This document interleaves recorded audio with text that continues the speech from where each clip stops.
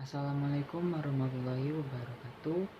Perkenalkan, nama saya Muhammad Imron. NIM saya 289200510. Prodi saya Manajemen, Fakultas Ekonomi Bisnis, Universitas Pancasakti Bekasi, dengan dosen pengampu Bapak Muhammad Taufan Nugroho, SSI MM, dengan mata kuliah Perpajakan 2. Dasar-dasar perpajakan. Ada macam-macam perpajakan, fungsi perpajakan, macam-macam pungutan di Indonesia, pengertian retribusi, dan beberapa asas dalam perpajakan, yaitu ada asas yuridis, asas ekonomi, selanjutnya asas pemungutan pajak, ada asas equality, asas certainty, asas convenience, dan asas efisiensi. Selanjutnya ada teori pemungutan perpajakan.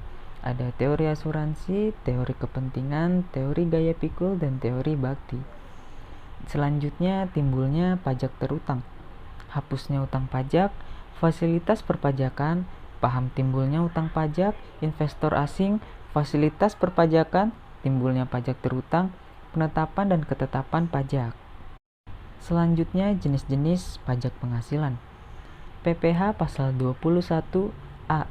Pengertian PPh pasal 21 adalah pajak atas penghasilan berupa gaji, upah, honorarium, tunjangan, dan pembayaran lainnya sehubungan dengan pekerjaan atau jabatan, jasa, dan kegiatan lainnya yang dilakukan oleh wajib pajak orang pribadi dalam negeri. Yang B, subjek PPh pasal 21. Subjek pajak PPh pasal 21. Yang pertama, pegawai. Yang kedua, penerima pensiun. Yang ketiga, penerima honorarium. Dan keempat, penerima upah. Upah harian, mingguan, borongan, dan satuan. Dan yang kelima, SP lainnya yang menerima atau memperoleh penghasilan sehubungan dengan pekerjaan atau jabatan, jasa, dan kegiatan dari pemotong pajak. Selanjutnya, pajak penghasilan bersifat final pasal 15. Pasal 15 UU PPh menyebutkan tentang penetapan norma perhitungan khusus guna menghitung penghasilan neto bagi WP tertentu yang tidak dapat dihitung dengan ketentuan umum sebagaimana diatur pasal 16 Undang-Undang PPh. Penetapan norma diatur dalam keputusan Menteri Keuangan dan ketentuan perpajakan lainnya. Pasal 16 Undang-Undang PPh mengatur cara penghitungan PPh secara umum. Norma perhitungan khusus untuk WP tertentu yang dimaksud dengan penjelasan pasal 15 Undang-Undang PPh adalah: yang pertama, perusahaan pelayaran dan penerbangan internasional. Yang kedua, perusahaan asuransi luar negeri, perusahaan pengeboran minyak, gas, dan panas bumi, perusahaan dagang asing. Dan yang ketiga, perusahaan yang melakukan investasi dalam bentuk bangun guna serah atau build, operate, dan transfer.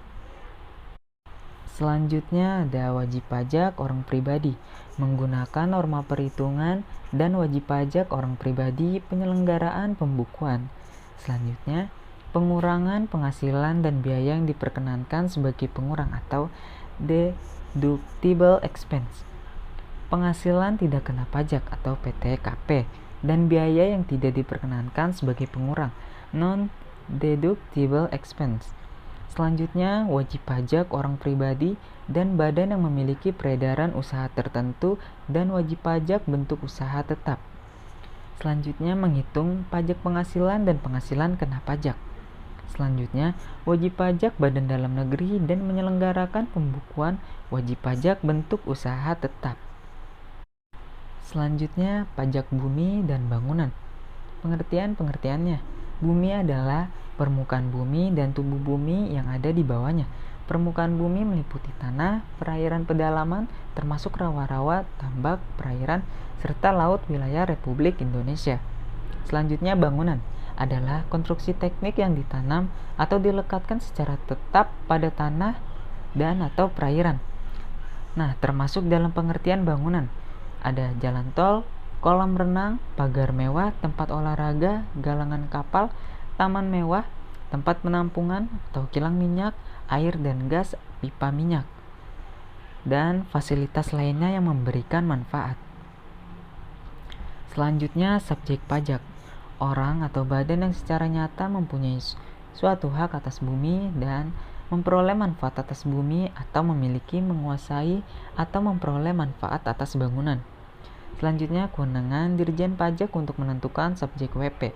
Apabila suatu OP belum jelas WP-nya, contoh A. Spek memanfaatkan atau menggunakan bumi atau bangunan milik Y, maka X ditetapkan sebagai WP. Yang B, suatu OP yang masih dalam sengketa pemilikan di pengadilan, maka orang atau badan yang memanfaatkan atau menggunakan objek pajak tersebut ditetapkan sebagai WP. Yang C, SP dalam waktu yang lama berada di luar wilayah letak OP, sedangkan untuk merawat OP tersebut dikuasakan kepada orang atau badan, maka orang atau badan yang diberi kuasa dapat ditunjuk sebagai WP. Selanjutnya ada sistem pengenaan PBB. SPOP hanya diberikan dalam hal OP belum terdaftar atau data belum lengkap. OP telah terdaftar tetapi data belum lengkap. NJOP berubah atau pertumbuhan ekonomi. Dan yang terakhir, objek pajak dimutasikan atau laporan dari instansi yang berkaitan langsung dengan objek pajak. Mungkin cukup sekian penjelasan dari saya, kurang lebihnya mohon maaf. Terima kasih. Wassalamualaikum warahmatullahi wabarakatuh.